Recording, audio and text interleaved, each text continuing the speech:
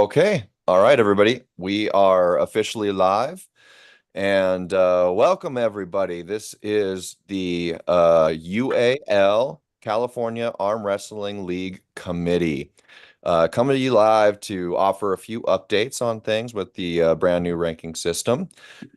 And first, I'll go ahead and go one by one to introduce everybody.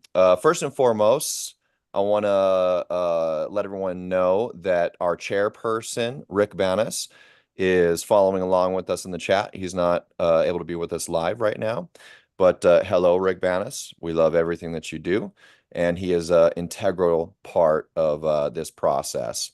So also want to let you know that if anybody has any questions or concerns about the ranking beyond this chat and meeting, uh, in the description section of this live stream is the email address in which you can send that to, which will go to our chairperson, Rick Banas. So we also have with us the man, the myth, the legend, Mr. UAL himself, Bill Collins. Hello, Bill. Hello. Bill, you got muted again. Wait, Bill. Let me ask you to unmute again. There we go. Bill, can you unmute yourself? Hang on one second. Okay. There Yeah. you Can you hear are. me now? There you are. That's quite an intro. Thanks, man. I'm done with the meeting. Let's close it down right now. And on a good note. All right, so Matt, we'll get you to pop back in. We have with us here Jeff the Ripper Ray, our Central California representative. How's it going, Jeff? Good guys, how you guys doing? Really good, really good. All right, and Matt Silva is with us as our Northern California representative on the committee, looking absolutely jacked. Just finished his workout, getting that calorie intake in. How's it going, Matt? I'm doing well. How are you, Kane? I'm good. You know, your bowl of food, it resembles something that like a Great Dane you would feed, for good Lord, Matt. All right, all right. And yeah, Like a so dog. my name is Kane Fontecchio. I am the Southern California representative with this ranking committee. And yeah, I don't expect this to be really long. Let's keep this short and sweet. We will absolutely try and address any questions or comments in the chat. But we will also want to welcome you all. It looks like you're joining in already. And then we will just run through a few topics and updates. So first, it looks like we've got Benji Mack in the chat. My boy, what's up, Benji Mack? Good to see you here, holding things down as a moderator. And yeah, man, we also got Mr. Terry Kilfman is in the chat. Very, very good to see you here. We've also got Get Cracked in the chat. Mr. Travis Preventure himself is joining us. What's up, Travis? And then, yes, there is our chairperson. Richard Banas is in the house. We got Eric Linville in the house. And we've also got Christian in the house saying, hey, everyone, is this an appropriate place to ask about ranking errors, omissions, or should I save that for the email in the description? Bill, can you field that one? So the question is this an appropriate place in the chat to ask about ranking errors/omissions, or should I save that for the email in the description? It looks like Rick already answered that one for us. He says, feel free to ask here in the forum. You can also email if you'd like. So yeah, go ahead and let us know whatever that is, Christian, and we will do our absolute best to address that. Now, without further ado, let's just go ahead and get into a few announcements. And Christian, maybe even there is just a few updates that we have that might actually help address that question. So go ahead and give a listen in, and if it doesn't, then yeah, let us know whatever that concern is. So the first thing we want to let everybody know is collecting data, right? So first and foremost, this is a brand new system, and there's going to be a little bit of that flexibility, the grace period, and everything, where we need to get everybody cozy and comfortable and understanding it, both promoters, athletes, everybody. And one of those things that we want to start getting people used to is how that data collection is going to be for us so that we can provide timely releases for you. So moving forward, for ranking adjustments to be counted, promoters must submit their event results by the 7th of the month following their event. So basically, if the promoter's event happen or organizer's event happens to fall within this month of May, we expect that their results to be turned in by the 7th of next month in June. Okay. And that'll give us just enough time to make sure that gets counted. We're all hoping if that event happened like now, the beginning of May, yeah, just get that into us as quickly as possible. That little bit extra grace period into the 7th of the next month is primarily catering to those that might be having an event towards the end of the month. Okay. So if it was happening May 27th, that gives them about a week or so to make sure they get it into us.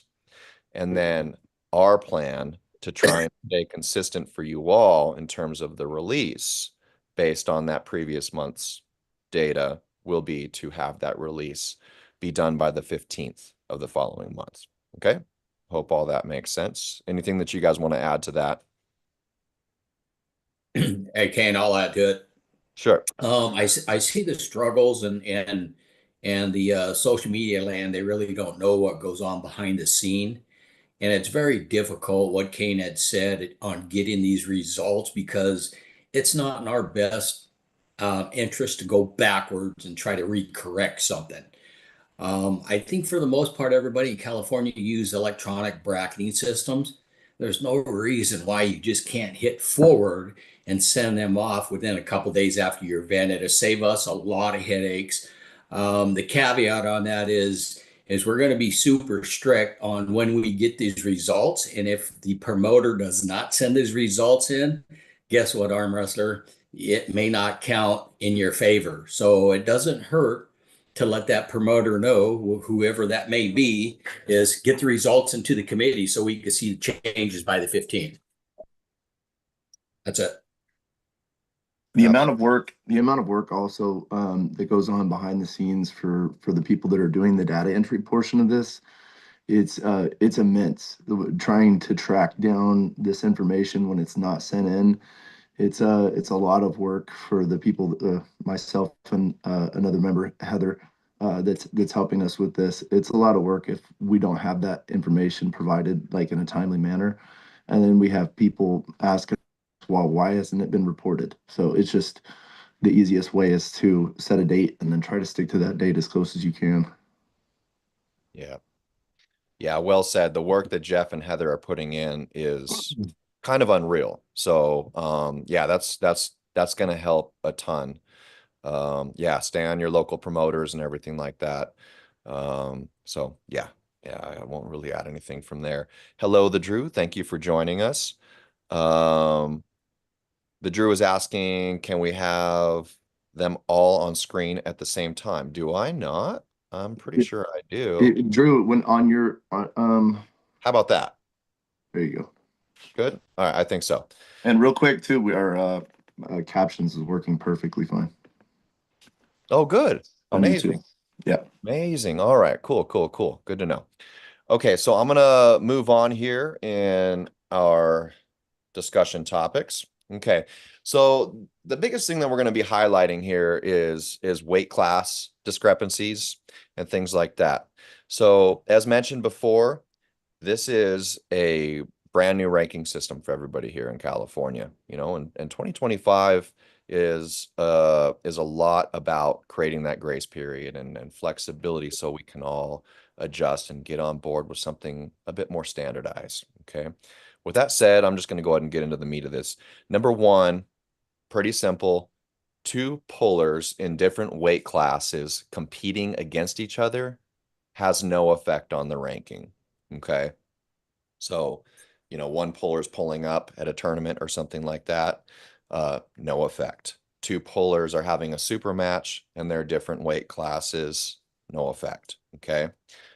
So now I don't think there's a whole lot to discuss on that. However, there might be if I add into that the condition of number two here, which is if one ranked, okay, if somebody is ranked in one weight class and that person beats a ranked person in another weight class, to take that rank, you must forfeit your rank in the previous weight class to be able to take that new rank. So essentially, you can't be ranked in multiple weight classes. You can only be ranked in one weight class.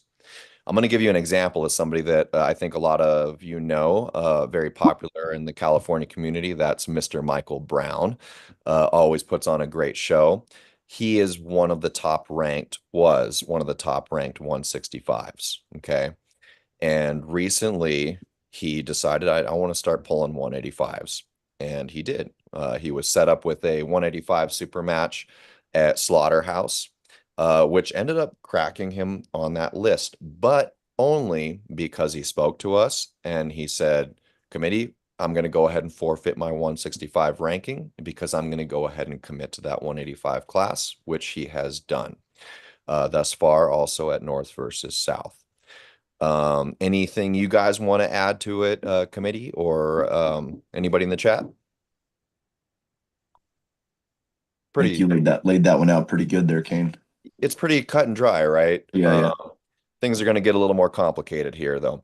Okay, so moving on, for California events with weight classes that do not match the California rank weight classes, that event's class that is nearest the California ranking class will be factored into the California rankings in 2025. Okay, now this is definitely a complicated issue and has absolutely posed more work on Jeff and Heather when it comes to data collection, and I think they have done a phenomenal job doing so. Now, the only reason that this process has been taking place thus far, not only in backlogging to establish a ranking system, but for the remainder of this year, is to basically, again, establish a ranking system, offer a little bit of a grace period and flexibility. It's just without a little bit of fair notice, we can't simply, count out varied promotion weight classes and stuff like that and make the athletes get the short end of the stick because of it. So, for example, let me just give you an example. If the lowest weight class at an event happens to be 176, the way it's been counted right now has been 165s fall into that category, correct, Jeff? Yeah. Yep. Okay. And so on and so forth. And, there's different ways that you can do it, but if for the remainder of the year you have any questions, be it by emailing Rick directly or contacting your representative, me in the South, or Jeff in Central, or Matt in North, in terms of you are competing at this event that does not follow our weight classes, let us know and we can try and provide as much information as we can in terms of how we're going to calculate that. Just to jump in real quick, Yeah.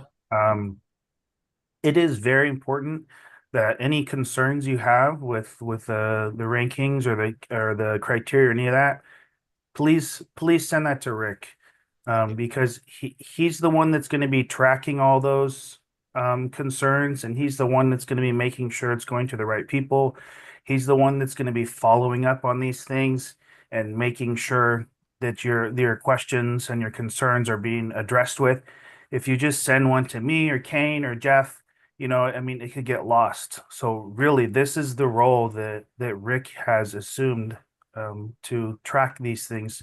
So please, if you want it answered timely, send it to Rick at UAL.com, right? Yeah. Yes. Yeah. Yeah. Yeah, Yes. don't send it to us because it's it's just gonna get mixed around, and Rick is on it, and he's gonna be the one tracking that stuff and organizing it and making sure it's getting answered correctly. All right, Absolutely. that's all I had to say. 100%. Yeah. And again, that email address is going to be in the description section of this video. Jot it down, save it, add it into your email contacts, and please do. Yeah, please do send concerns to them. I also have a very simple one to add before we get into some bigger meat here. Okay. The last little thing I want to add is that all California events must have a scale present at that event, and they must be, weighing their athletes to be considered for our rankings. Our rankings have set weight classes that are listed in the our 2025 ranking criteria. You can find that at the UAL page, and it's going to have all the information on the criteria, what those weight classes are for men and for women. And if you as an athlete expect to go compete at an event and have that be counted to the rankings, you got to weigh in. Okay. So that message is definitely directed to promoters. Please have a weight scale present, so that we can factor in those athletes and they can be ranked appropriately. They work hard. Okay. Anything anybody wants to add to that last one there? Not specifically to the last one, but I think I want to add something just that would help me and Heather out quite a bit. Um, so throughout this process, the number one question that I get messaged to me directly is why is somebody ranked above me that I haven't pulled yet?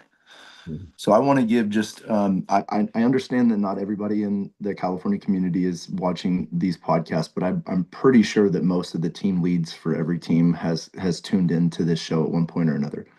So if you see this and you can relay this information to your team, relay this information to anybody that has questions about why they're ranked where they're at, and hey, I haven't pulled this person.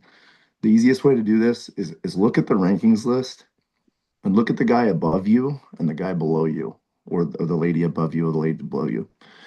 And then you go look up their name on errors and try to figure out who was the last person that they beat that was either above you or below you. And that way you can determine why they're in the spot that they're in, and why they're ranked above you, even though you haven't pulled. So for example, you can be ranked at number 9 and you've never pulled number 7, but number 7 beat number 6. Even though you've never pulled them, and you have actually beat the guy that's ranked above them, you never had the opportunity to pull that person. So, and we're going to run into a lot of that because California is such a long state, and we get people from Southern California and Northern California that don't see each other very often. So if that rank is important to you, make the trip. Try to figure out how to make the trip, or figure out which tournament somebody's going to that's ranked above you, so that you can try to move up the list. And I have something to add to that, Jeff. Just some perspective here. Derek Smith has never beaten me in a tournament either. Right. Yeah. Yeah. Why is he ranked above me? Come on, guys! Like, get your Yeah. shit together. I thought you're the rankings committee, man.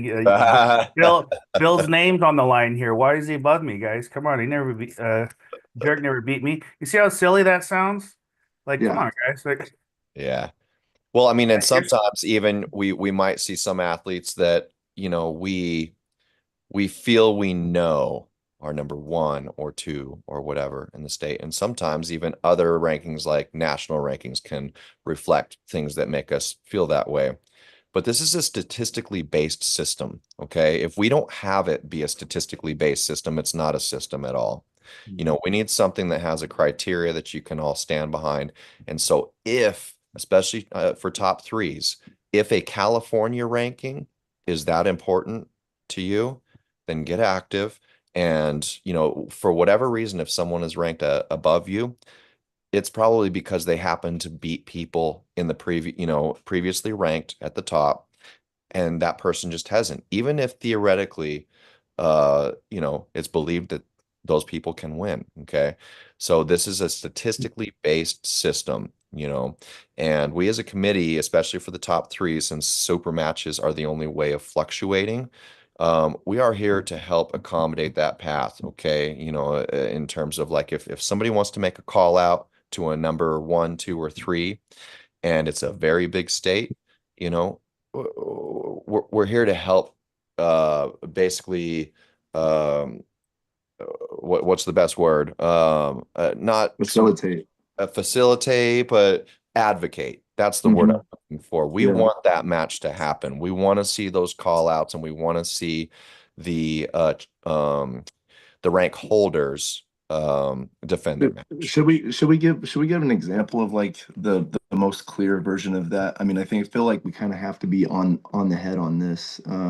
There's a specific set of arm wrestlers in the 132 class that's pretty obvious with a nationally ranked arm 232. wrestler. Or Correct. I'm 232, right? okay with it, Jeff. Yeah, why not? Yeah, I mean, so Arson is arguably number one in North America, and he hasn't had the opportunity to pull Mike. I'm not saying that Michael Mike's not, Voss. yeah, Michael Voss. I'm not saying that Mike's not strong enough. There's an argument that he's number one in the nation. He should be number one in California. But until that match happens, there's nothing we can do because we're trying to go off of statistics. We don't want there to be any argument that the opportunity wasn't given to the person that's earned that spot previously to this ranking. Right. Yep, that's well said. It just has to happen. The match has to happen with the right people. We can speculate all day, but speculate it doesn't make an accurate ranking system. Okay, so let me see. Before I get into some of the big things that we wanted to address here, just catch up a little bit on the chat. Christian said Derek never beat me either. Michael Brown is talking some shit. I love you, Michael Brown. We got Terry Kilfman saying if you agree at a weight and you are ranked number one and you don't make weight, do you lose the number one spot even if you choose to pull and win? Are you being held accountable for not making weight? That's a very good question. Well, so the number one spot that would only happen if it was for a super match. Right. And then I think in that situation, if you don't make weight on your number one super match, I don't think we've ever discussed anything like this before. So there's unique circumstances for this, okay? So number one, there's two athletes that can agree. This is going to be more common with super heavyweights because it's such a broad class. You know what I mean? That two athletes might agree to come in at a certain weight, okay? Mhm. And have that match be for ranking. However, both of those athletes came in within our ranking weights or criteria. And for us, if we're talking men, that's going to be 233 plus, right? So if one person happens to be 350 pounds and the other ends up being 240 pounds, that match would typically count for us, right? Depending on whoever wins. But what if those two said athletes actually happen to make a deal because there's such a huge weight spread between them? And then the 240-pound guy says, I am only going to allow this to be for rank if we make an agreement. Let's meet at, so and so weight. But the heavier athlete does not make that weight. What's you guys' thoughts on that? It's a very unique situation. Yeah, I feel like it'd be case by case. If it's for like the 185 and one guy comes in at like 200, I mean that's silly. Yeah, what if the number one guy comes in at 200? That does seem like there has to be some kind of a punishment for that, especially because we're allowing 3 months for them to prepare. You have plenty of time to cut the weight, and you just completely drop the ball, and the other person showed up ready to go. Well, it's silly for the other guy to accept that match too. Right. And Well, at then top three, there is the 3-month prep time. The other condition I'd like to see, if there is a special deal within those weights for a top three match that is more specific than just their weight class, they're trying to like tighten that up into their own agreement. I'd like to know about it in I advance think as a committee member, what that deal happens to be I agree with you on that, and that's more for for accountability. the super heavyweight situation. But I think what Terry was talking about, correct me if I'm wrong in the chat, Terry, but what you were saying is if a 185, two 185ers agree to a top three super match, and the higher ranked person shows up overweight, what what happens in that situation? That's a good so question. so here's another perspective. If one guy comes in at 200 and they both agree and they win, is that fair to the rest of the 185 people? Okay, it's not just between those two guys, right? You know, it's the whole rankings class. You got a guy who's number one, but he was 200 pounds when he got it. Is he really number one? No, Yeah. he's not. He's not number one. He's better than the other guy at 200 pounds, yeah. But is he number one, 185? No, he's number one, 200 pounds. Yeah. It's not fair. So then ultimately the deal is you got to be 185 when you step up to the table if you're having a 185 match, right? Yeah, because that's what's fair to the So everybody. okay, so what is the punishment for the number one guy that took the match and showed up at 195? You know, he's still number one, but we don't have the match because he showed up at Yeah. 195, or he loses his spot because he had 3 months to prepare. Yeah, that's a great point. Maybe that's something that they can both decide on together if someone doesn't meet weight. Um, you know, because it's really the competitors are the ones going to be put out. Right. Just those two people. So Well, to me, I mean, I think they it's can still arm wrestle. It just won't count. You know. I think It 90 sucks for the person that got prepared for 3 months to show up and try to No, you're pull for right. that spot Yeah. though. it's So true, it but I should be think between. 99% of the cases it's going to be very simple because that the screen to all this is going to be within the promoters themselves. They're expected to have a scale there, they're expected to have a weigh-in. And if we're just talking simple 185s or 205s or something, like they got to fall within that weight class, and whatever the clothing allowance is decided by that promoter. If they don't, they're just not getting counted even within the data of that event. Yeah. They're getting bumped to the next class, which makes it very simple. The only unique circumstance I see is going to be for those super heavyweights. That's the only circumstance where I see the two athletes wanting to make some sort of deal like that because of the weight spread could be so big between the two athletes. And so my suggestion in that circumstance is if a deal needs to be struck and 3 months of prep time is being given on both ends, I think I'm speaking primarily for the top three, is that for accountability, that run through the committee, just like any top three call out. If you're making special conditions, let us know what those are, because if we need to make some sort of, um, special call based on an agreement that you all made, we need to know what that agreement is in advance and know, that is actually being put on the line. Because we can't just take away a rank based on two athletes' agreements that we knew nothing about. Yeah. You know what I mean? But yeah, the bottom line is if you don't make weight, it's not fair to the whole class, and Right. it's not going to count. I mean, whatever, however you're going to pay for that, either within your community or to the other athlete, that's something different. But Sorry guys, it looks like I'm frozen on YouTube.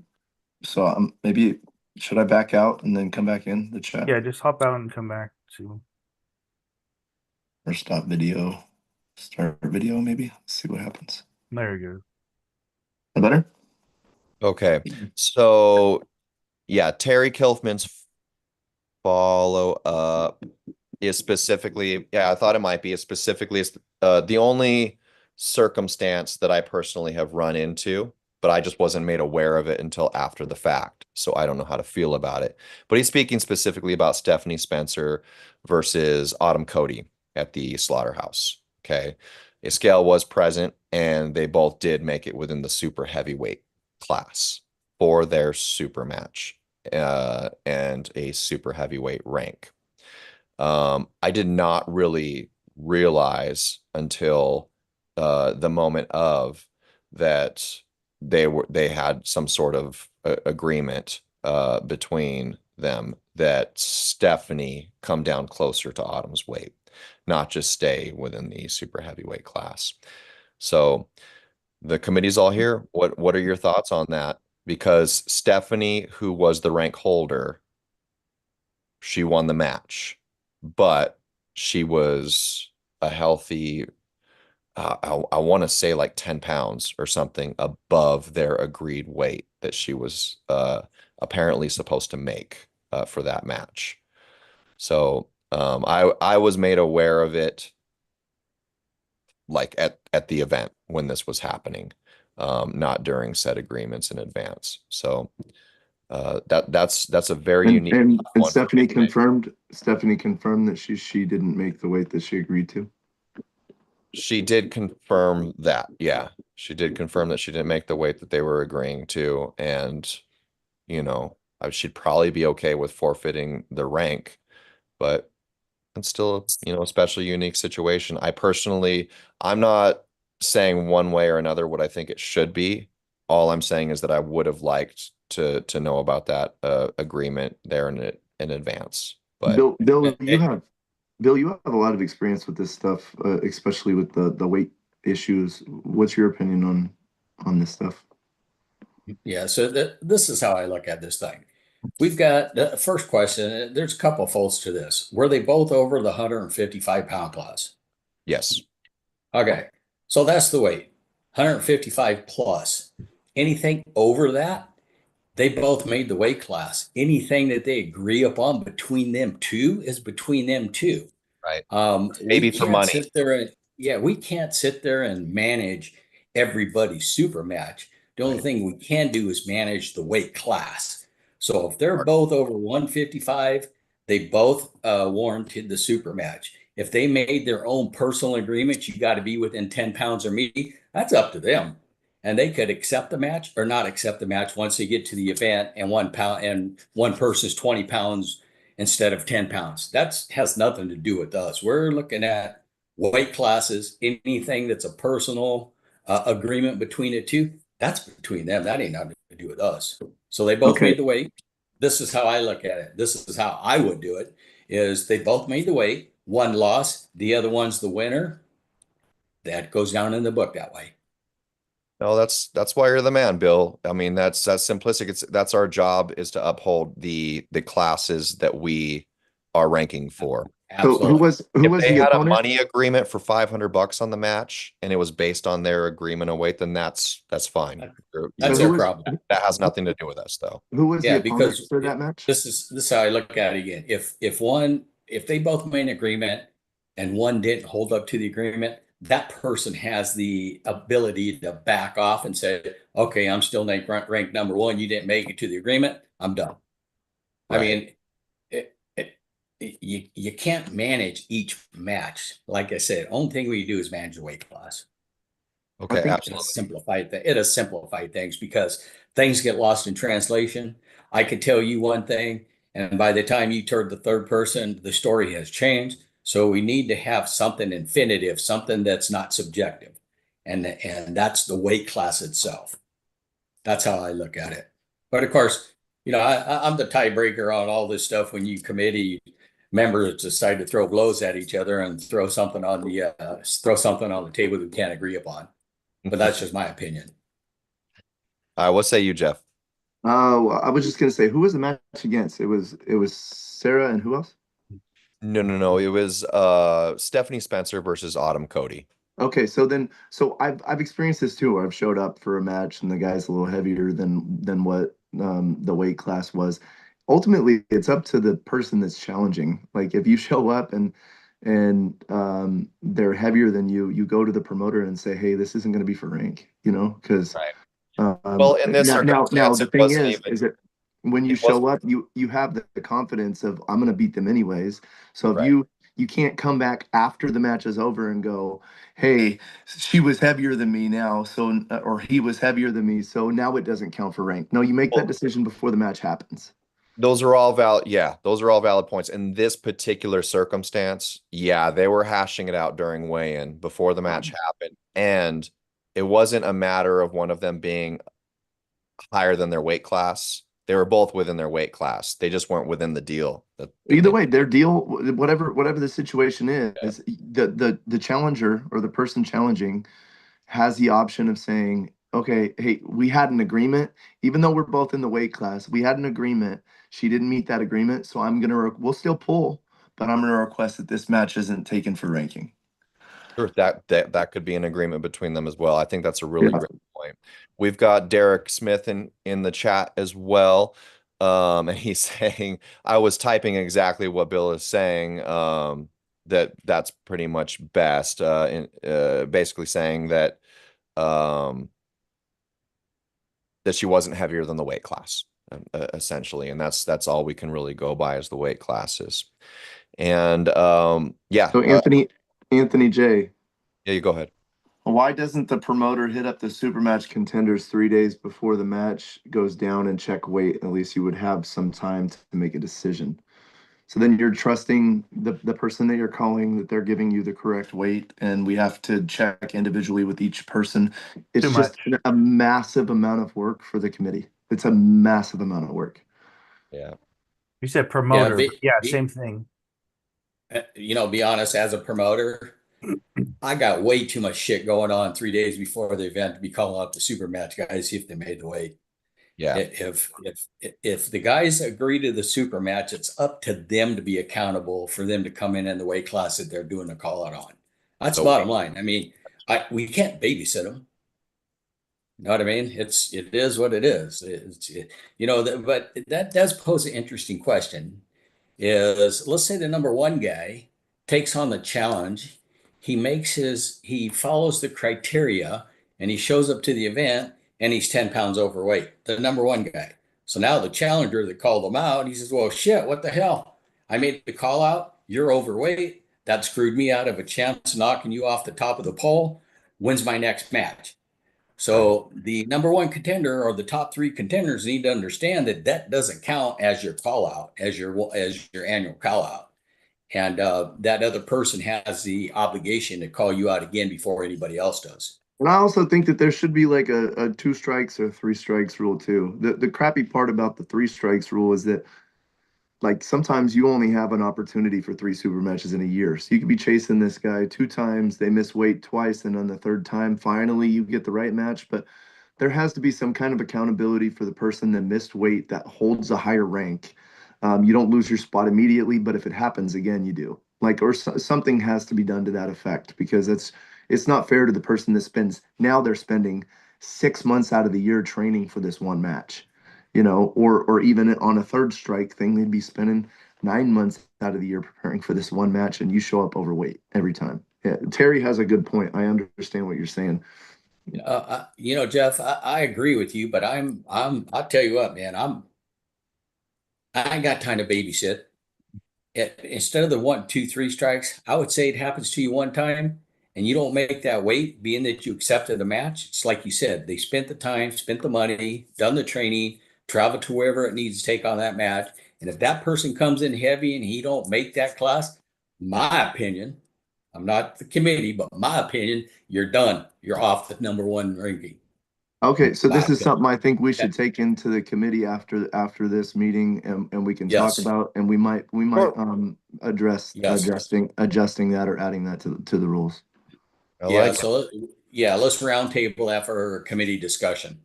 Right. Thank And you, Terry, for your question, and you brought up a really good point, and we're going to talk about it. right, absolutely. Yeah. Yeah, and during that event, the way it kind of played out was, I think there was a comment that made me kind of think about this in the chat. And the way it played out was during the weigh-in, um, confirmed that both women were within the super heavyweight weight class, obviously, right? But then realized one of them was not within the deal that they made within that super heavyweight weight class. So my question immediately, since I was like just being made aware to that during the weigh-in, was I had to ask both competitors, is this match going to happen? And is it going to happen for rank? Okay. And to me, that was kind of the big part, of this unique situation is really deciding whether or not those two athletes wanted to have the rank involved in this and let the match even happen. And I can definitely say, understandably, the challenger was not happy about it, that the rank holder did not make their agreed weight. However, they honorably did go forward with the match and went forward with it as such to be a ranking match. So that is that. And we got a lot of other people in the chat here. Jake Collins, hello. Like I said, Derek's in here. Let's we do got other stuff to cover here. Let's Get right into it. yeah, let's jump into it and then just for the sake of time. Okay. All right. So it's a couple biggins, but here we go. So a lot of these things, as mentioned in 2025, kind of like a grace period, get you all used to everything. But for the sake of accuracy, standardization, we are really looking forward to 2026. I want to prepare the community for some changes in 2026. Okay. The first one is any event, we expect for all events to be counted to the California ranking system to have these standardized weight classes that we have. Okay. A good majority of the weight classes in California are those that are listed in the criteria that we have. Your typical 145, 165, 205, 230. 185. Did I miss 185? I love you, Jeff. I love You your missed the class. 85. You missed Jeff's Don't leave class, me but I out, think that was man. on purpose. 185, Don't leave me out, buddy. Come on. I won't. I'll get there soon and I'll be seeing you, Jeff. No, Oh, but you you're know in what? so much trouble. Yeah. 232 and then yeah, 233 plus. And we also have listed the standardized weight classes for the women, which would be 225. We got two, did I say two? I meant 125 and then 154 and then 155 plus. Okay. And it's just for accuracy. We need standardization to these weight classes. We don't have a lot of promotions that are outside of those weight classes, but we've got 8 months before 2026 for the community, for promoters to hopefully be able to utilize that standardization. Okay. They can run their events however they want, but we're a ranking system. We're a ranking criteria, and we can't sustainably continue on something that has these varied weight classes. There's not a lot of accurate ways to do it. Oh, we can relate this class to that class. Oh, we can relate this one to... No, there's some big variables that come into play. Not only weight classes like the brand new 145 that is very well established. One of our thickest classes would oftentimes get buried, wouldn't be included. But Yeah, they would be forced to be pulling with 154s or 165s pretty much at those tournaments that have odd weight numbers. absolutely. And then Yeah. there's those that are like, if the 165 has to do 176 instead, now they're pulling with 195 and 200-pound people that cut down to 176. Um, we know you athletes take things seriously here in your competition in California. You program your weight. You know what your true weight is for these California weight classes, and we want to rank it as such. So that is the plan that we're aiming for here in 2026. Okay. Yeah. So yeah, any thoughts or anything that anybody wants to add to this? Because it's not small Yeah. beans. Yeah, I just want to dig into this a little bit also for everyone. This wasn't just some decision made on a whim. I mean, we went through every possible solution to this, and this is the most logical one. If you're ranked at 165, you should weigh 165 pounds. Okay? Not more than that. That's accuracy. And of all the ways to establish that, the only practical logical one is to do it like this. Okay, we're not gonna collect 270 cell phone pictures of people's weight getting text in and all this stuff, or pushing a class up or bringing it down. I mean, it's not logical. Okay, and if a promoter has an alternative weight class, they can still have rankings super matches. So rankings can still exchange at these events. It just wouldn't be during, the tournament. It would be planned, and it would be a super match or something like that. So it's not that it's impossible. It's just going to be different. And it's all for the sake of accuracy here. I mean, if you're going to be ranked at 185, like you need to weigh 185 pounds. Like that's the bottom line. We have a whole Where year to prepare for this.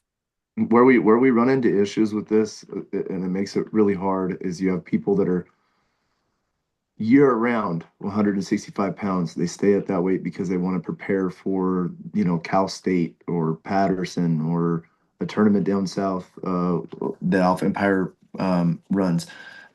We have these standard weight classes in California, and then you go to a tournament where you're you're now being forced to arm wrestle with guys that are 176 pounds or guys that are 198 pounds.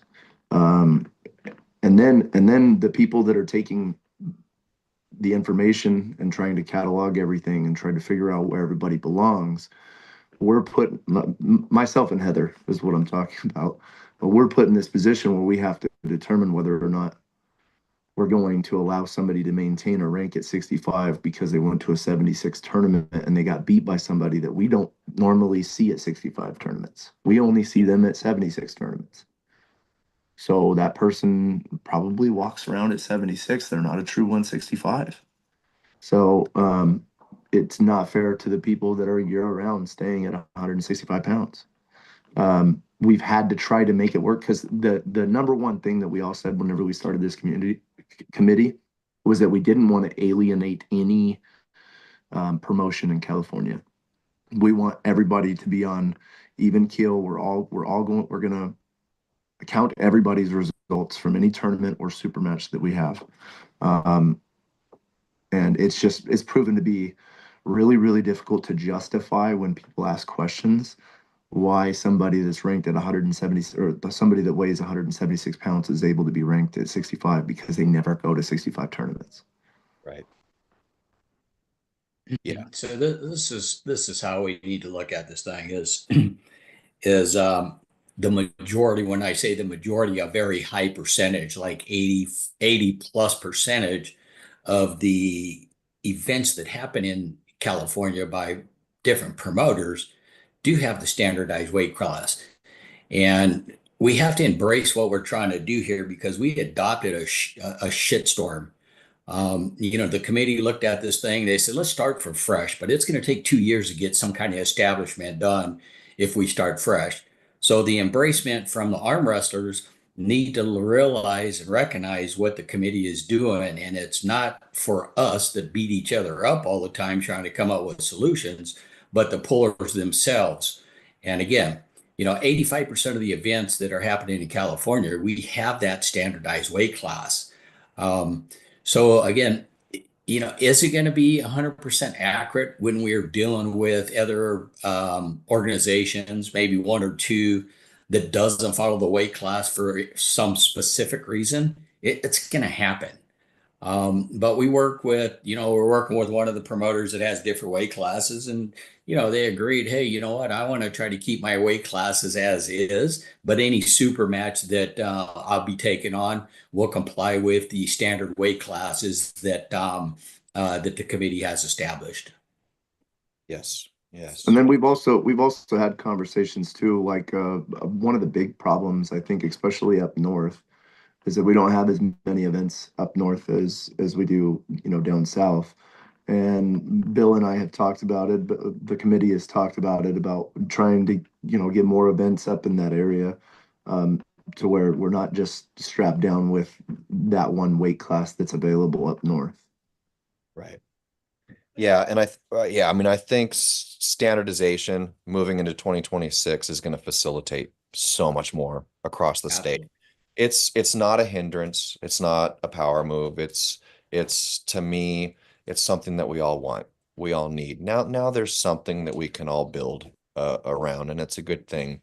And I'm real happy to see people in the chat that are getting behind it and saying positive things. Jacob Ardron, thank you for the support on this matter. Derek Smith also saying, yeah, just don't count any information that doesn't fall in UAL weights. It's all irrelevant info.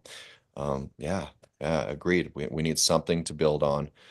But this So is for 2026, guys. yeah, we have time. We have time. And a lot of another thing that we discussed a lot amongst the committee, this could have been released fresh to you in 2026 and just drop a bomb on you, okay? But promotions right 2025. now are they're planning ahead up to a year with their promotions. And the community does need, especially the promoters, they need to have that grace period. They need to know now. And so this is what we're aiming for in 2026. That's 8 months away.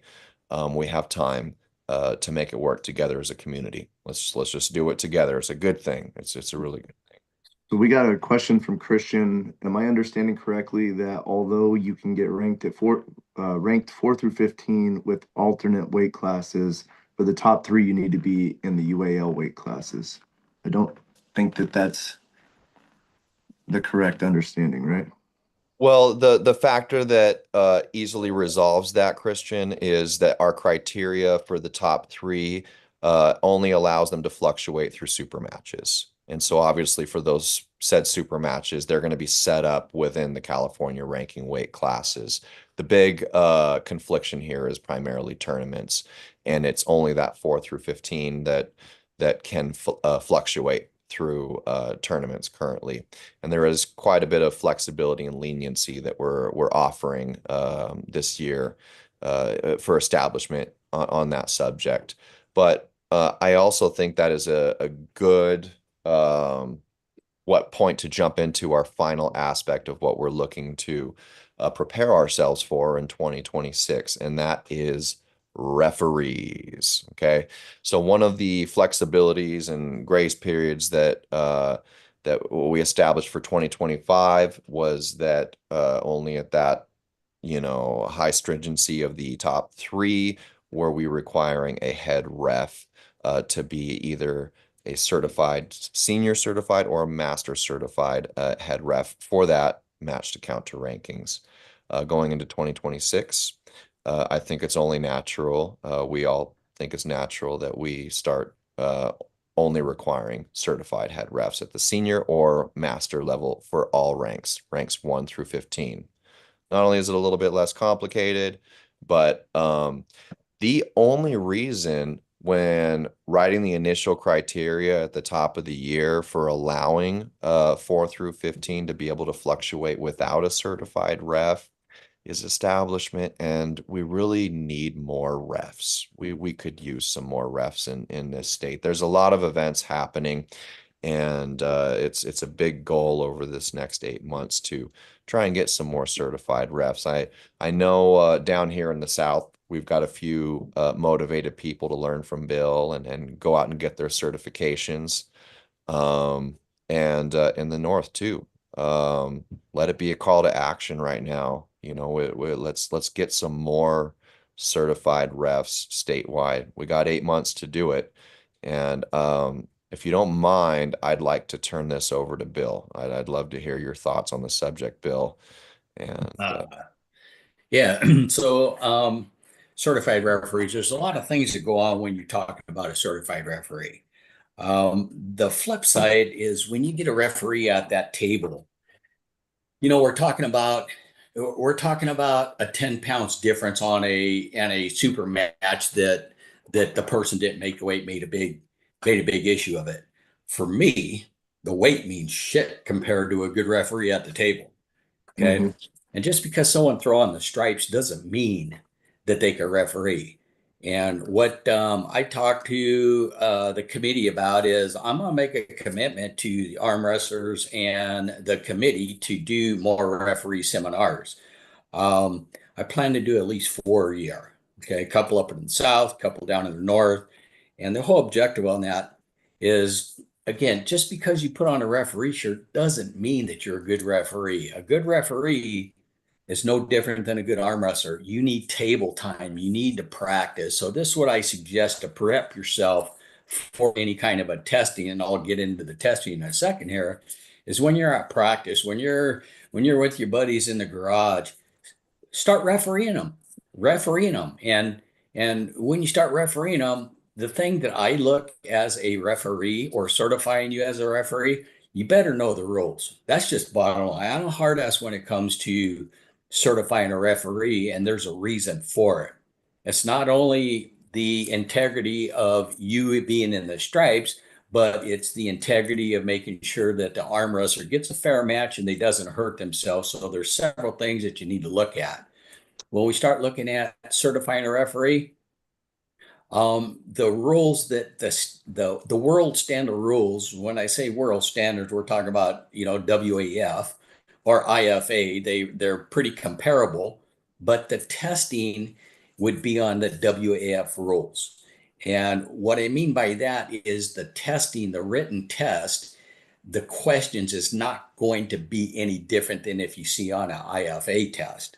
Okay. So there's a couple things. One, know the rules, study the WAF rules, study the IFA rules. It doesn't matter to me because the questions don't stem around what's the difference. The question stems around is what you actually know and how you perform that skill set.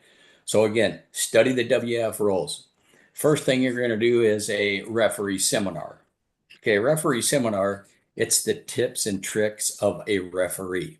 Things that I see through my lens that I could give to you guys on a first-hand basis on how to handle specific matches and what to look for.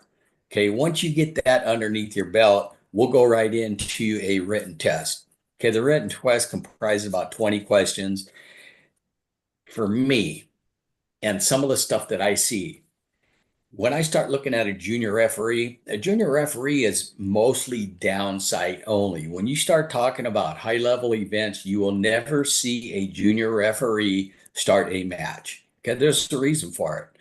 The next level is a senior referee. Okay, a senior referee, he's got some table time, he's a little bit more seasoned. He should be able to call the matches or see what's going on both sides of the table. Now, when you start talking to master referee, they better know what the hell's going on. A master referee should be able to referee that match without even having a downside referee. But in some cases, you need one to be able to look at a few things that I always run into that I can't see as the master. So again, know the rules. You take a written test.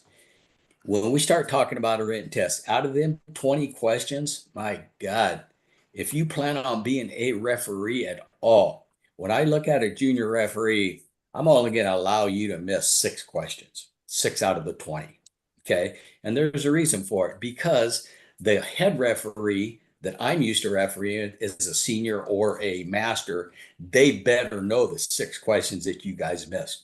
Okay. When we start talking to a senior, that means that person's up at the head of the table. He's making these judgment calls. He's starting the matches. For me, they better not miss more than 4 questions. Okay. When you start talking the master level, that master level, I'll allow 1 question to be missed.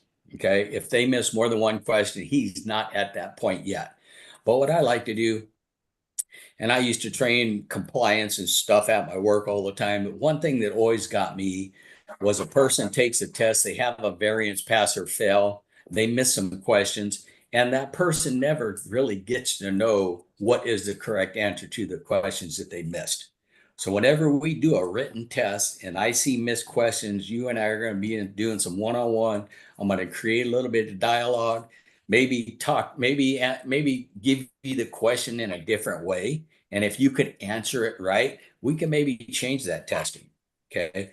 Next thing, this is the hard part, is the hands-on. Okay, the hands-on, the referees are there for a reason.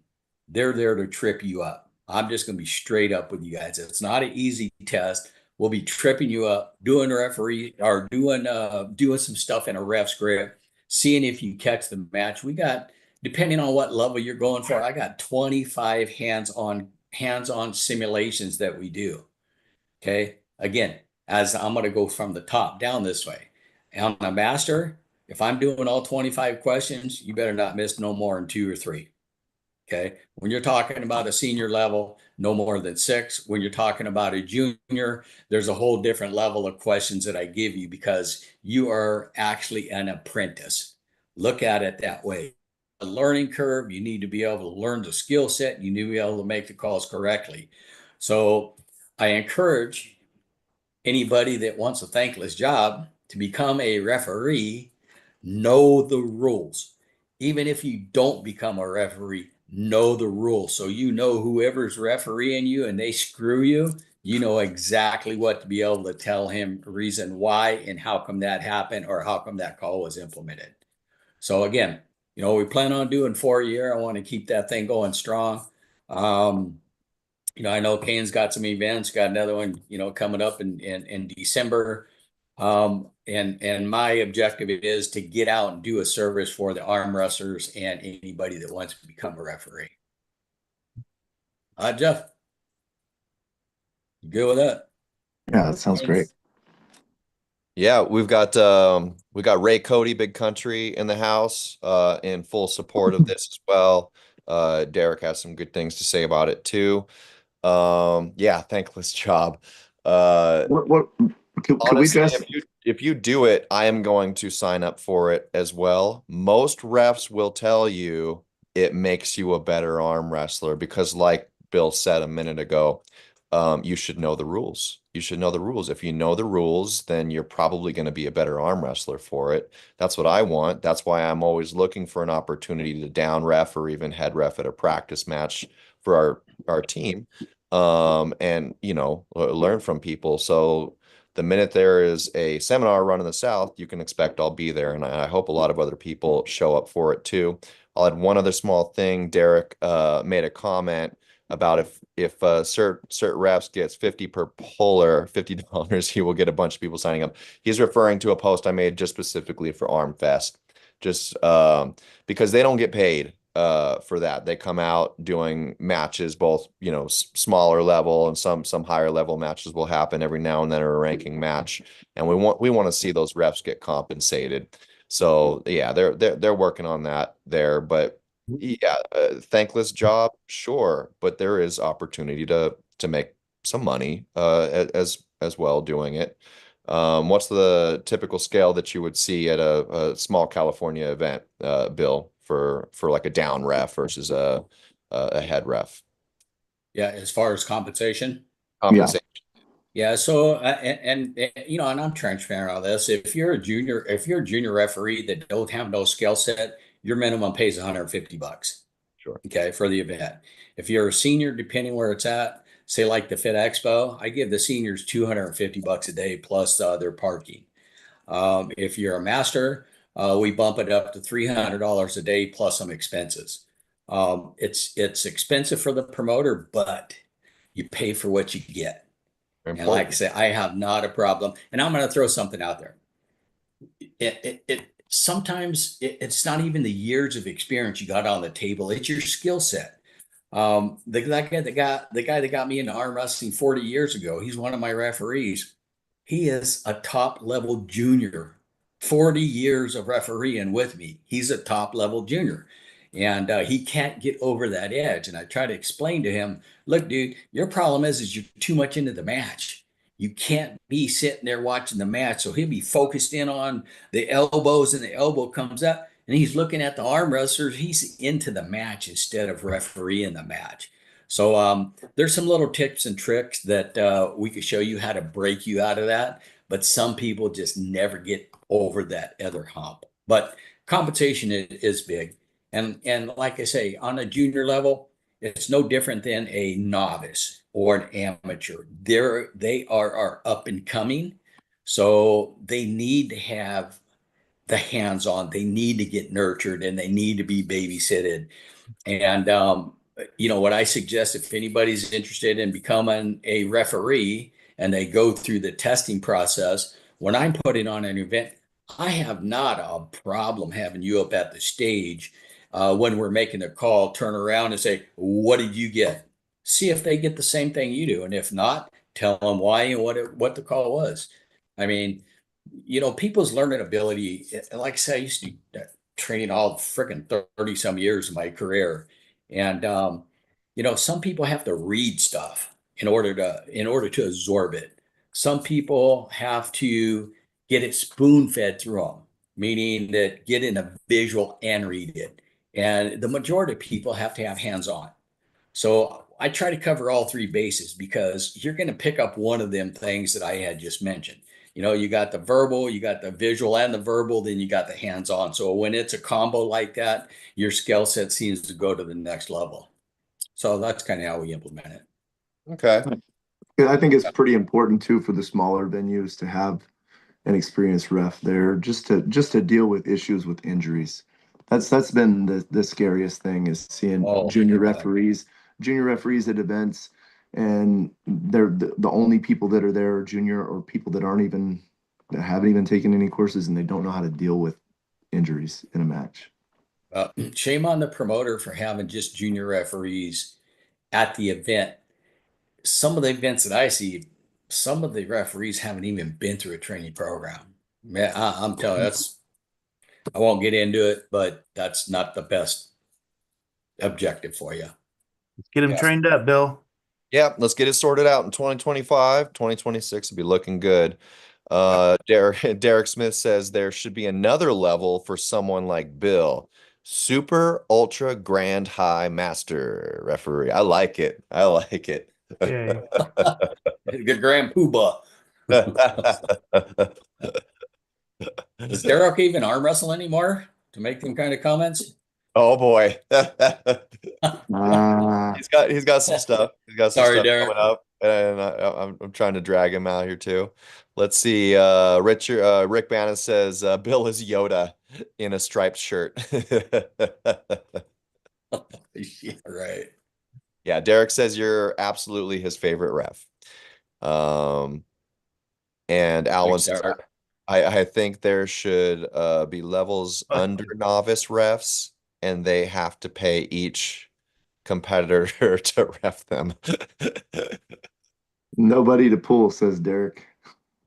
Nobody to pull. I love it. I love it. Um, oh, oh, now he's talking shit on Matt. Let's see. Let's see. Okay, well, I mean, I think we covered all of it. Yeah, down to the reffing. So yeah, big changes that we can prepare for in 2026. I'm excited about it. I'm excited about hopefully it being less of a workload for the data entry side. I can't express enough how much work Jeff and Heather put in. Anytime we committee try and dabble and dig in and help, it's just mind blowing what they pull off. So yeah, dude, Jeff, Heather, you guys are amazing. The community really does have no idea how much work it actually is to collect this data, make sense of it, and represent all of you in this state as best as possible. You know, it's I'd say being on the ranking committee, especially doing the data entry, is almost just as thankless as being a ref. It's not easy, but we're trying. We're trying really hard for you. I really appreciate that, and I know Heather does too. It's a lot of work, but it's worth it, especially when we're able to answer questions when people have them and explain pretty in detail why things are the way they are and how you can climb the list and get higher. It's just going off of the data, just strictly off of whatever data we have. That's why Right. it's so important for the promoters to get the information into us as soon as possible. So important. Yeah. And when things start to pile up, it gets really hard. When we got 5, 6 tournaments that we got to go through, and we got to figure out which happened first. You remember, whenever you're going through a tournament bracket, not only are you paying attention to the wins and losses throughout that tournament, but you're trying to figure out what win happened first, Mm. because that can affect the next person that beats that person. It's mind melting, some of this stuff that you have to go through to figure out who did what first and what weight class was it. And it's a lot of work, but it's worth it in the end. So we Yeah. appreciate it. And this Thank you, first Jeff. year's obviously going to be the toughest, right? You had all that backlogging. We're Mhm. establishing off of just gnarly information. But yeah, I really think that standardization moving into 2026 is going to help really streamline things. And what you were saying actually made me think of something else I want to put out there. I've said it before, but I'm going to say it again. I believe it's the 165 class. Do we still have blank spaces in the 185s, Jeff? Yeah, I think there's a couple spots. If you just hang with me for a second, I can pull it up. Okay. Well, while you're doing Um, that, I know for sure there's a bunch in the 165s. And this is a call to action. A lot of you pullers that have been pulling a while, you know how to pull safely and you're ready to make that jump. You got some empty spaces there waiting for you. We need to fill and establish these classes. here, and I know some great pullers that can do it. Now, the one thing that we haven't discussed is what we've talked about as a committee, what would allow that. Okay. We don't want to see someone go pull in an open tournament or pull in a ranking super match with a ranked person, challenging them, and then see you go compete in an amateur tournament thereafter. Mhm. Yeah, not gonna fly. So I do know a few different pullers that are definitely ready for the open class and are definitely capable of cracking that list that have talked to me, and they did say, they did confirm, I will not pull amateurs again. I'm ready to make the jump. I'm ready to commit to it.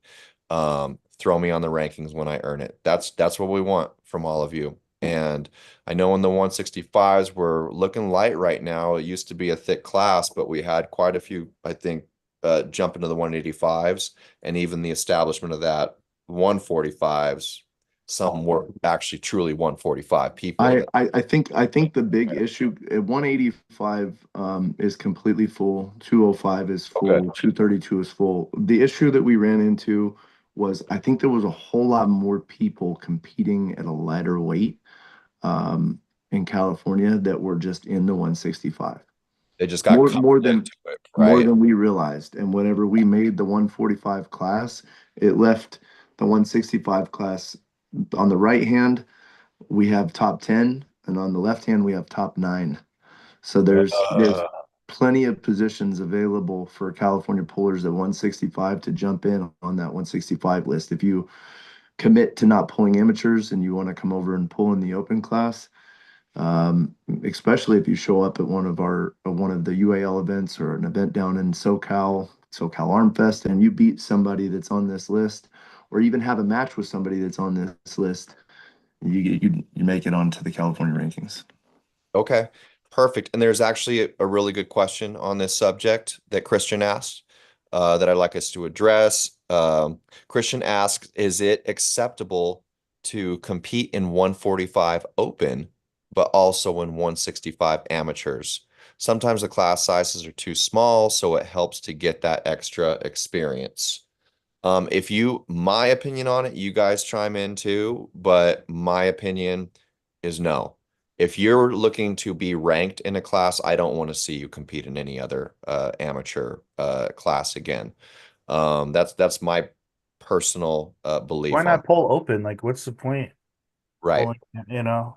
I To mean, see You where you you're get a at, lot of good see where you're experience. at with the yeah, I competition. get the whole like safety thing, but if you know how to not break your arm, there's really no reason to pull an amateur. I mean, like I started in open. I pulled my first arm wrestling tournament. I pulled amateur and open. I never pulled amateur again. Yeah, I've been losing for like 3 or 4 years, but I'm trading that for learning so much. Yeah. I don't have any amateur placements or trophies or anything like that. But imagine everything I've learned, it's just being an open the whole time versus like an amateur. Like if you know how to keep yourself from breaking your arm, just pull open. Yeah, just stick to it. Now, if you're talking experience, I mean, I do think it's fine to compete in, as many whatever, like amateur or open, whatever. If you're like looking to just pull as much as possible, then fine. Just don't expect us to rank you because of it. If you're an amateur and you're like, oh, I'm gonna keep pulling a bunch of amateur, I'm gonna throw some open in there too or whatever. No, Just like just what you commit. said, there's 9 people in the 165 class. Like that's ridiculous.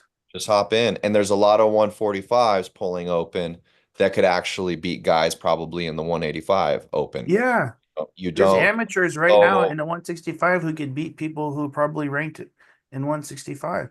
right. And there's 145s that could jump in the super heavyweight amateurs and probably take out some names too. Just stick with it. Yeah, If you think you're ready to pull open, just pull open. That's my take. do it. Let's look at it this way, guys. When the first thing, there's a couple of folds of this thing, is when is that amateur ready to get moved up to the open?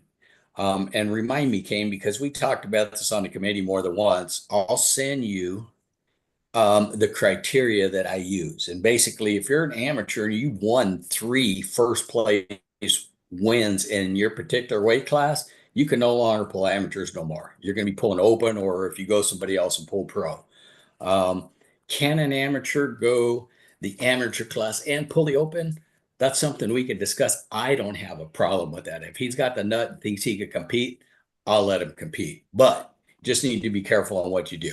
Know what I mean? So we're talking about an amateur open pulling the different classes, and we're talking about ranking.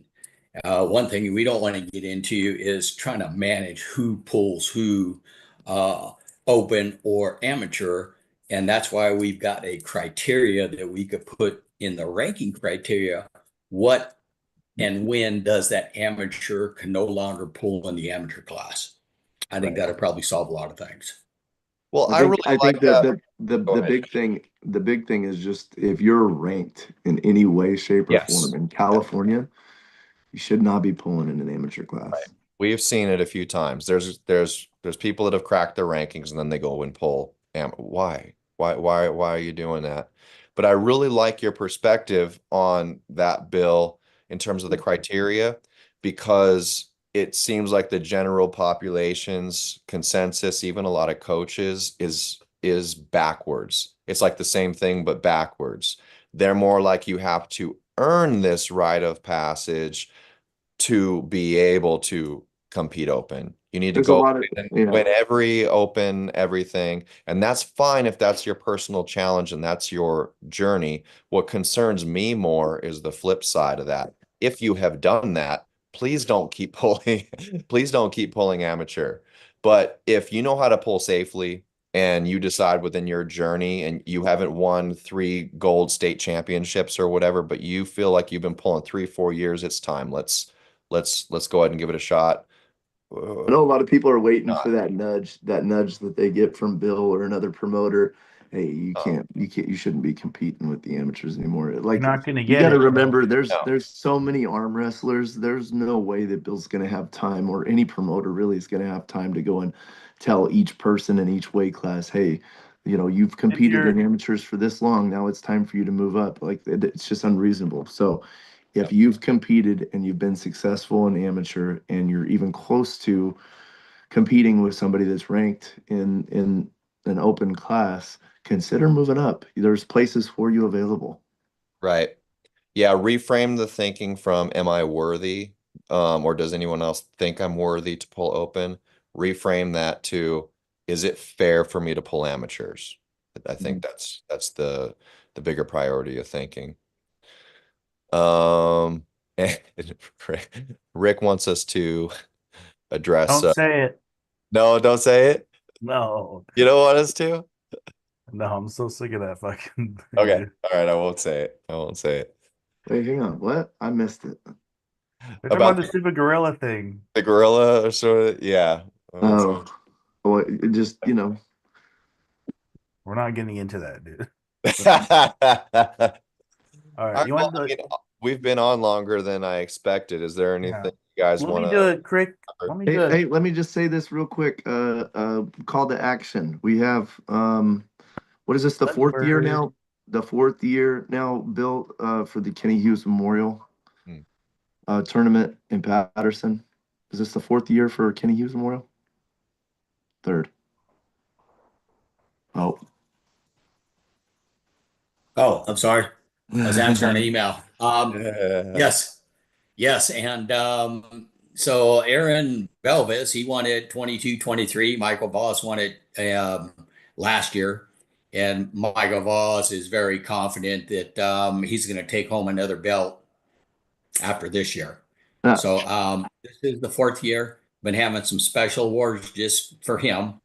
And again, we got another pretty cool championship belt that's not one of these can opener or type of belts. It's totally custom made. They're expensive and they're worth hanging on the wall and worth winning. So fourth year.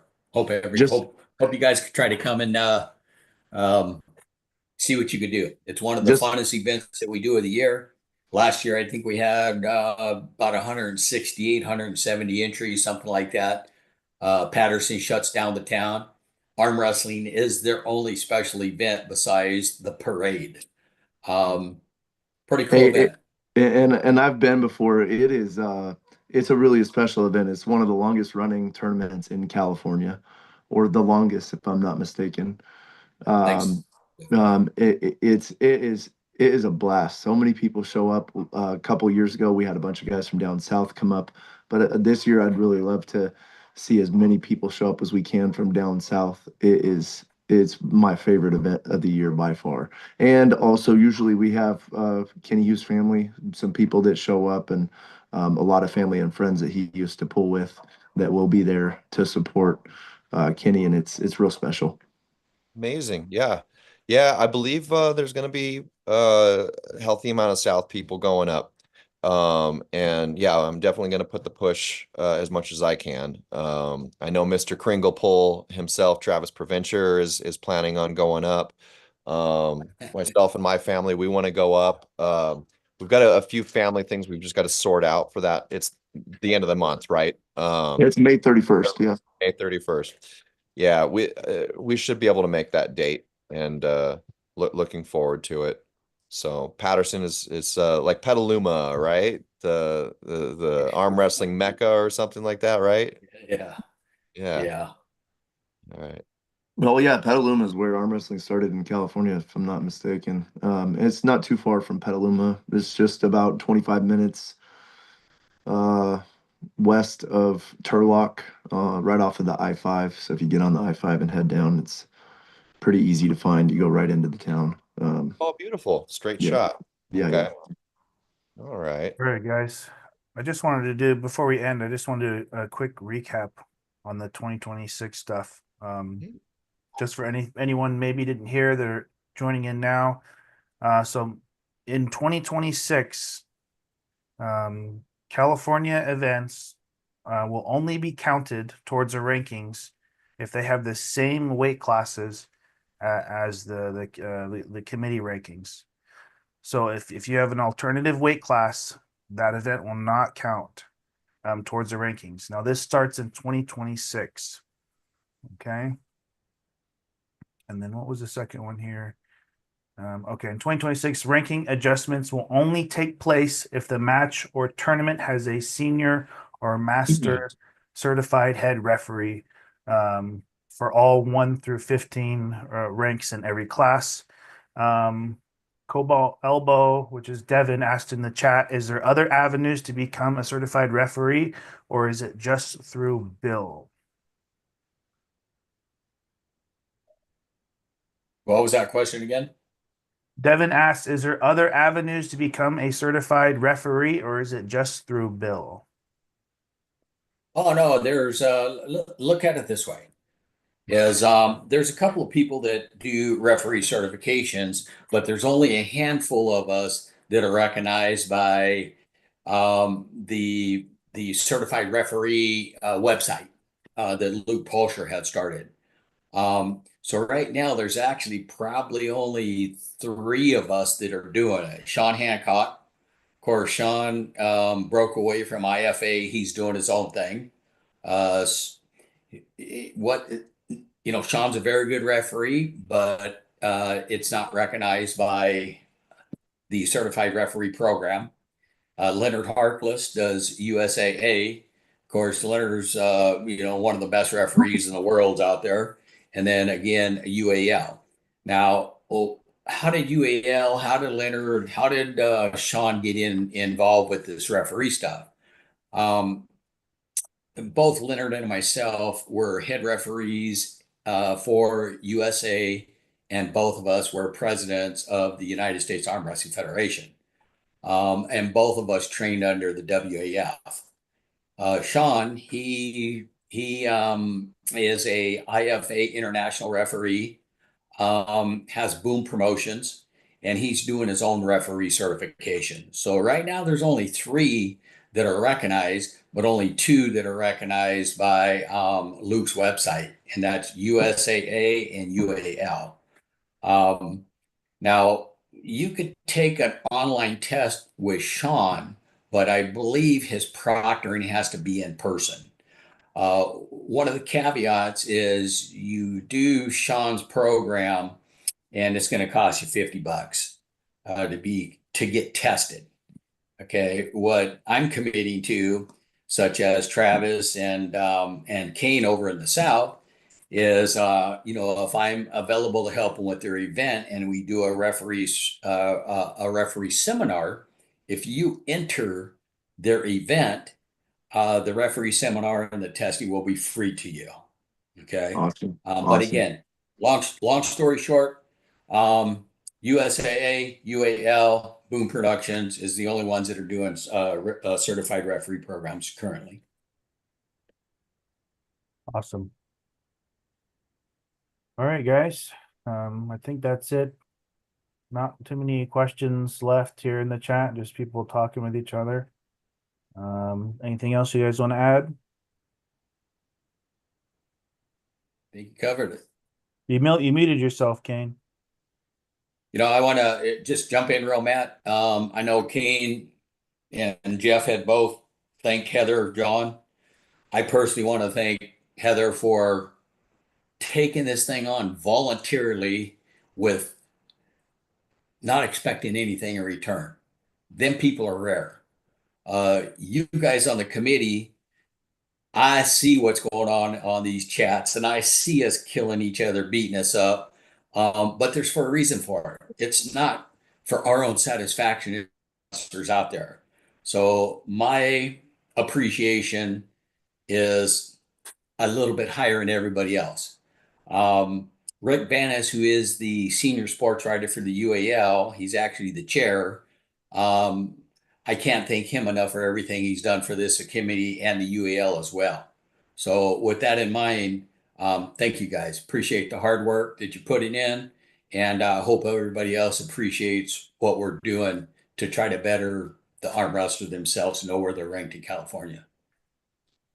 Awesome. That's it. Thanks, Bill. Thank you, Bill. Yeah, Thank you. very much. And just sorry, one thing, Christian just wants to know if for the seminar information, when that comes to pass, will that be posted on the UAL page? Yeah. What we'll do is, maybe Kane will jump on your podcast again, maybe promote the event a little bit, talk about, the referee seminar, if it's going to happen or not. And we'll definitely post it on the front page of the UAL and have it pinned there on what event the referee seminar will be held at. Okay. All Awesome. right. Any seminars that you're doing at your events coming up, Bill? I was planning on doing one in the San Jose event. We were going to do that on Sunday. Because I had some time to burn. Whenever I do at Expo, they're so damn time sensitive that it's hard to pull one off. Just because there's so many spinning circles on a Expo. So for the North right now the North, we've got Patterson. I'm gonna be so busy on that one, but we're gonna be doing another event in December. That we'll probably be doing the referee seminar just because we've got some time and it's not time sensitive. Awesome. So going forward, I'm thinking maybe we could probably pull off two in the South. I'll get with Kane, get with Travis, talk about a little bit, and then I know we'll be doing one in the North in December sometime. And Awesome. then again, I just may get a wild hair at my ass and pull one off over at Mike McGraw's house, for the north side also. Yeah. So we've got different options. Just depends on the crowd. What I'll probably do is, or what Rick could probably do, is put a notice out there. Anybody interested in a referee seminar, so and so is going to have a practice on this day. Then he could take the signups or take the accounting who's going to go to make sure that it's not just one person. I don't want to say I'm wasting my time, but I like to get more than just one person there because it's travel time and expense and everything else. Absolutely. Yeah. Now, do you think you're going to be, we're going to have the pleasure having you out in Anaheim for the August Fit Expo? Yeah, I'm Any going way to to work shoot something for. around that for us South people? Because I'll start rallying them up. I already got a few people that want to do it. Yeah, no, Kane, that's the plan to do one in Anaheim in August, and it would be on Sunday. Mhm. Um, but here's the problem when we start looking at the referee seminar. The seminar is about 30 minutes for the seminar. The testing, the written test, depending on how many they are, probably about another 20 minutes. Oh, Now, the okay. hands-on is where it burns up a lot of time. So, because when I do a hands-on, you're probably talking about a half hour for every done correctly. So what we'll do is when we put the notice out, we may take the first 5 people or set a limit or set a max of how many you could attend, and we'll go from there. Or maybe we can even set something up, just like you said, with Mike McGraw's going down and doing something at Yeah, out, absolutely. out the Empire with Derek or something like that. Absolutely. Yeah. Absolutely. Sweet. All right. Well, yeah, Derek says I have a problem with goodbyes in the chat. So yeah, we'll go ahead and just we'll go Yeah. ahead and wrap this bad boy up because Derek says so. Any more questions, guys? Please send them to Rick at UAL .com. He's definitely the guy to send those questions to, and he'll be following up on them and making sure they get answered and all that. So please try to avoid sending them directly to any of us and send them straight to Rick. Okay. Thanks, guys. All right. All right then. Yeah. Thank you.